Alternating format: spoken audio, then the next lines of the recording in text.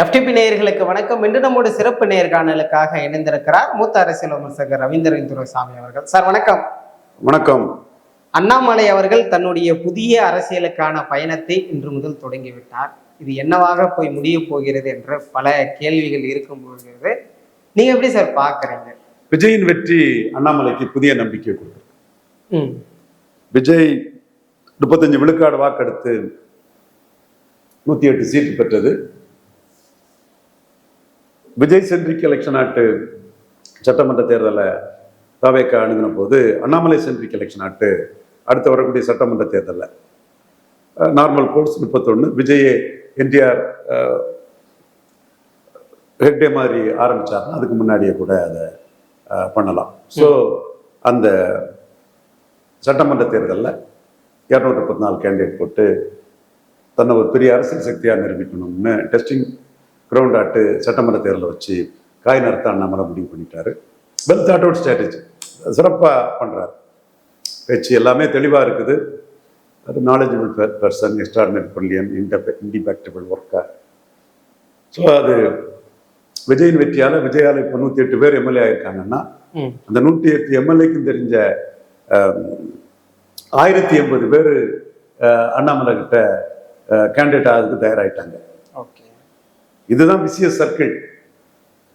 அந்த இது அண்ணாமலை பிறந்த நாளும் 4ஆம் தேதி பெரிய அளவுக்கு கொண்டாடப்பட்டது. ஸோ அடுத்த வாய்ப்பு அண்ணாமலை வச்சு நமக்கு வருங்கிற நம்பிக்கை பலருக்கும் ஆஸ்பிரேஷன்ல உள்ள வராங்க. மீண்டும் மீண்டும் சொல்றேன், விஜயின் வெற்றி தான் அண்ணாமலைக்கு கேட்ட திறந்திருக்கு. மண் சார்ந்த அரசியலை இனி முன்னெடுக்க போகிறேன்னு சொல்றாரு. அது மத சார்பற்ற அரசியல் அப்படிதான் புரிஞ்சுக்கணுமா சார்? தமிழகத்துல அதுதான் தொடர்ந்து ஆட்சி அமைக்க ஒரு உறுதுணையாகவும் இருந்திருக்கு. இல்லை, ரீஜனலிசம் இந்தியா ஃபுல்லாட்டு எல்லா மாநிலங்கள்லையும் இருக்குது. ஸோ மண் சார்ந்த அரசியல்னா மக்களுக்கு ஏற்ற அரசியல், மண்ணுக்கு ஏற்ற மார்க்சியம்லாம் சொல்லுவாங்க இல்லையா கேரளாவில். அந்த மாதிரி அவர் ஒரு அரசியல் களத்தை தேர்வு செய்திருக்கலாம். ஓகே. அண்ணாமலை அவர்கள் இந்த புதிய இயக்கத்தை பற்றி ஒரு வீடியோ வெளியிடுறாரு. உடனே நிறைய பாஜக நிர்வாகிகள் கட்சியிலிருந்து விலக்கிக் கொள்வதாக அறிவிப்புகளை வெளியிட்டுட்டே இருக்கிறாங்க. இது எப்படி சார் புரிஞ்சுக்கிறது? இல்லை, பாஜக அவருக்கு டார்கெட் இல்லை. மாற்று சக்தியா சட்டமன்ற தேர்தலில் வரணுங்கிறதா அவருக்கு டார்கெட். பாஜகவுல இருந்து இளைஞர்கள் புதிய உத்தியோகத்தோடு அவர்கிட்ட வரலாம். பட் அவருக்கு டார்கெட் சட்டமன்ற தேர்தலில் ஒரு பேன் தமிழ்நாடு லீடராட்டு, ஆல் இன்க்ளூசிவ் லீடராட்டு வரணுங்கிறதா அவருக்கு நோக்கம்.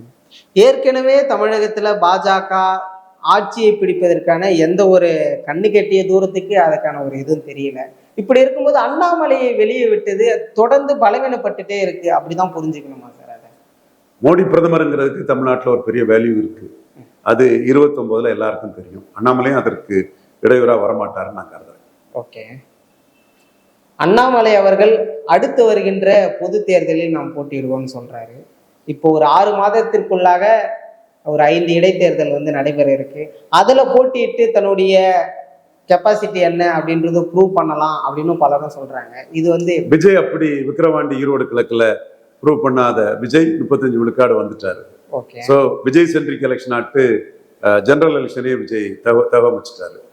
ஸோ ஆர்கே நகர் தினகரன் சென்ட்ரிக் எலெக்ஷன் ஆச்சு. ஜெனரல் எலெக்ஷன்ல அந்த கிளாமர் போயிட்டு, ஸோ அண்ணாமலை முதல் தேர்தலே விஜய் சென்ட்ரிக் எலெக்ஷன் ஆட்டு 26 இருந்த மாதிரி அண்ணாமலை சென்ட்ரிக் எலெக்ஷன் ஆக்ட் அடுத்து வரக்கூடிய சட்டமன்ற தேர்தல் ப்ராபபிலி விஜய் நினைச்சா அதுக்கு முன்னாடியே வரலாம். அல்லது எந்த ஒரு சூழ்நிலையில நமக்கு டென்யூர் படி 31 தான். ஓகே. உள்ளாட்சி தேர்தலில் போட்டியிடுவோம்னு சொல்றாங்க. அது எதுக்காக சார்? கட்டமைப்பை ஏற்படுத்துவதற்காகவா இல்லை எப்படி புரிஞ்சு? கட்டமைப்பை ஏற்படுத்துறது அரசியல் கட்சியா இல்லை, தன்னுடைய கட்சி நிர்வாகிகள் உள்ளாட்சி தேர்தலில் கணக்கு காணுவாங்க. ஓகே. ஓவராலா அண்ணாமலை அவர்களுக்கு கிடைக்கப்பட்டிருக்க இந்த வரவேற்பை எப்படி சார் புரிஞ்சுக்கிறது? இந்தியா முழுவதும் பேசு பொருளாக இருக்கிறாரு. லீடருக்கு தான் வரவேற்பு. அண்ணாமலை லீடர். ஓகே. குறிப்பா விஜயின் வெற்றி அண்ணாமலைக்கு பெரிய பூஸ்ட். விஜய் வெற்றி அண்ணாமலைக்கு மிகப்பெரிய பூஸ்ட். ஓகே. மீண்டும் நான் சொல்றேனே, அங்கங்க தாவே சகோதரர்கள் நம்பிமார்கள் பெரிய அரசியல் சக்தி ஆகிறாங்க. பக்கத்துல அதை பார்க்க 10 பேருக்காவது நம்ம அண்ணாமலை பின்னாடி போய் அரசியல் சக்தி ஆயிர முடியாதாங்கிற ஆசை வருது. சர்க்கிள்.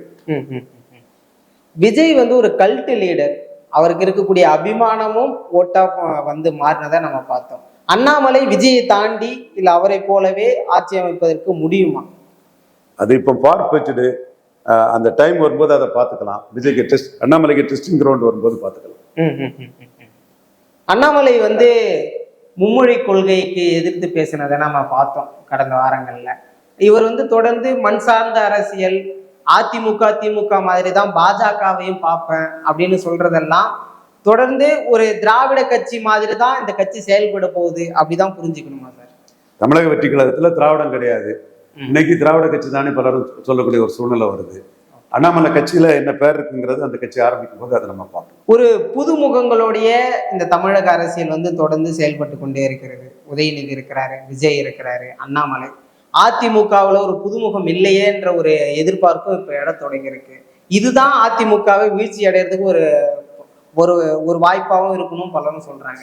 அண்ணாமலையால தனக்கு பாதிப்பு வருங்கிறதுனாலதான் நேற்று 6 மணிக்கு அண்ணாமலை பிறந்த நாளுக்கு எடப்பாடி பழனிசாமி வாழ்த்து தெரிவிச்சிருக்கிறார். அண்ணாமலை வந்து அதிமுகவை பலவீனப்படுத்துவார்னு நம்ம தொடர்ந்து பேசியிருக்கோம். இப்போ வந்து அதிமுகவை மட்டும்தான் பலவீனப்படுத்த போறாரா, இல்ல மற்ற கட்சிகளை விஜய் மாதிரி ஒரு தொடர்ந்து எல்லாரையும் வாக்குகளை பிரிக்க போகக்கூடிய அது அந்த டைம் வரும்போது எடுத்து வைக்கக்கூடிய பிரச்சனை மையமா வச்சு தெரியும்.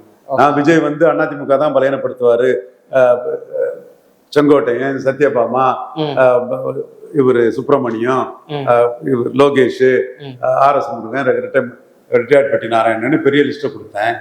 ஆனா திமுகவை ஒரு 20 விழுக்காடு பலவீனப்படுத்திட்டாரா? திமுக அணிய பெரிய அளவுல பலவீனப்படுத்திட்டாரா?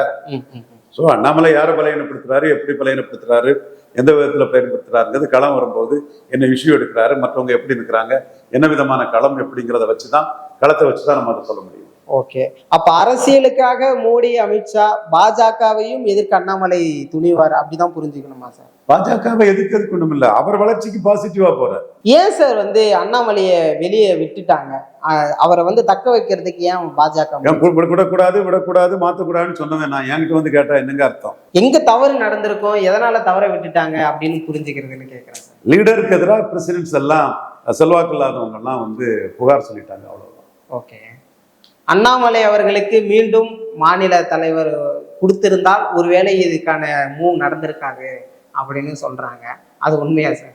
உண்மையா பொய்யான்னு எனக்கு தெரியல, உங்க கேள்வி அப்படியே போட்டு.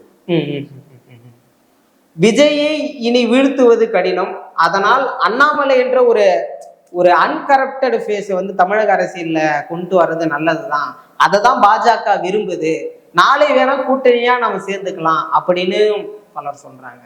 பார்லிமெண்ட்ல 39 சீட்டு வெற்றி பெற்று தனி மெஜாரிட்டி பெற்ற ஸ்டாலினையே வீழ்த்தியாச்சு. விஜயன் அவ்வளவு பெரிய வெற்றியா பெற்றுட்டாரு. என்ன சொல்லுங்க சொல்லுங்க சார், தனி மெஜாரிட்டி வந்துட்டாரா விஜய்? அவரே வீழ்த்தியாச்சு ஸ்டாலினையே, தனி மெஜாரிட்டி வந்தவரையே. ஓகே, ஆனா திமுகவை வீழ்த்துவதற்கு விஜய் என்ற ஒரு முகம் தானே தேவைப்பட்டது, பாஜகவால அதை பண்ண முடியல. அப்படி இருக்கும்போது விஜயை வீழ்த்துவதற்கு ஒரு பெரும் சக்தி தேவையில்லை பாஜகவிற்கு. வீழ்த்த முடியாதுங்கிற அந்த இதுக்கு தான் நான் பதில் சொன்னனே தவிர, விஜய் யார் வீழ்த்துவாரு, விஜய் எப்படி அதுல இருந்து தப்பிப்பாரு, அவரு மைனாரிட்டி கவர்மெண்ட்டை மாத்ததுக்கு மெஜாரிட்டி கவர்மெண்ட்டுக்காக அவரே போல்டா தேர்தலை சந்திக்க போறாரா, அதெல்லாம் வேற விஷயம். இந்த கேள்விக்கு என்னோட பதிலா அதை நான் முன் வச்சேன். இதோட பெரிய வெற்றியில இருந்த ஸ்டாலினே வீழ்த்தப்பட்டாருன்னா, ஸ்டாலின் வெற்றியோட கம்பேர் பண்ணும்போது தனி மெஜாரிட்டி வராத விஜய், மக்களவை தேர்தலை இதுவரை சந்திக்காத விஜய் எல்லாம் பார்க்கும்போது அது பெரிய இது இல்லைங்கிற ஒரு எண்ண ஓட்டத்துல தான் என் பதில் சொன்னேன். பட் இன்னைக்கு நம்பர் 1 லீடரா விஜய் இருக்கிறார். 35 பிளஸ் ஒரு கொஞ்சம் மந்திரி பதவிக்காக, ஆளுங்கட்சி அதிகாரத்துக்காக வரணும் கூட்டணி கட்சிகள் ஒரு 5-6 பேர் எல்லாம் சேர்த்து ஒரு 40-42 விழுக்காடு வந்துடும். திமுக 30 கீழே தான் இருக்காங்க, அதிமுக 30 கீழே தான் இருக்காங்க. இதுதான் இன்னைக்குள்ள யதார்த்த சூழல். 2024 அந்த 8% வாக்கு விஜய் பக்கம் போனதாக சொல்றாங்க. அந்த 8% வாக்கு இப்ப உடனடியா அண்ணாமலை பக்கம் திரும்புவதற்கு தான் வாய்ப்பு இருக்குன்னு பலரும் சொல்றாங்க. டெஸ்டிங் கிரவுண்ட் தான் எல்லாத்தையும் முடிவு பண்ணும். டெஸ்டிங் கிரவுண்ட் இன்னும் அமையல. அந்த டெஸ்டிங் கிரவுண்ட் எது, அது டெஸ்டிங் கிரவுண்ட் அண்ணாமலை தான் பிக்ஸ் பண்ண முடியும், ஆர்டி பிக்ஸ் பண்ண முடியாது. அது பார்லிமெண்டா இருக்கக்கூடாதுங்கிறது ஆர்டிக்கு ரிக்வெஸ்ட், அவ்வளவுதான். மோடி ஃபார் பிஎம் 2020 உறுதியா இருக்கக்கூடிய ஆர்டி நீங்க வந்து பார்லிமெண்ட்டுக்கு வேண்டாம், சட்டமன்றம் தான் உங்களுக்கு நல்லது.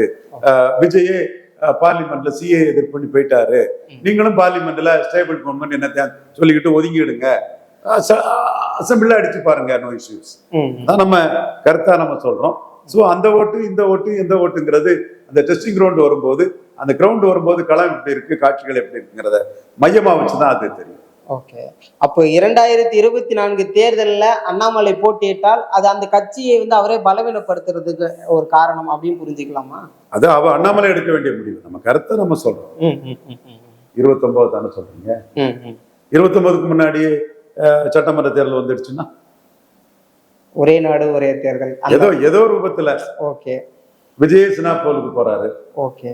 இப்படியும் பார்க்கணுமா சார்? நிச்சயமா சார். அண்ணாமலை அவர்களை பத்தி நிறைய விஷயங்கள் பேசணும். அவருடைய இந்த வரவேற்பு அடுத்த கட்டமா என்னெல்லாம் பண்ணலாம், எப்படி பாக்குறீங்க? Long way to go. கட்டமைப்பாரு, பரபரப்பா பண்ணுவாரு, மக்களை சந்திப்பாரு, களமாடுவாரு. சிறப்பான ஒரு திறமையான உழைப்பாளி, சிறந்த அறிவாளி, ஓகே, தர்ம நியாயப்படி செயல்படக்கூடியவர், சனாதன தர்மத்தில் நம்பிக்கை கொண்டவர். ஓகே. 2026 தேர்தலுக்கு முன்னாடி நீங்களே சொன்னீங்க, சீமான் அண்ணாமலை டிடிவி இது வந்து ஒரு பெரும் பலத்தை கொடுக்கும் அப்படின்னு சொன்னீங்க. இப்ப அதுக்கான வாய்ப்பு கைகூடி வர மாதிரி இருக்குது.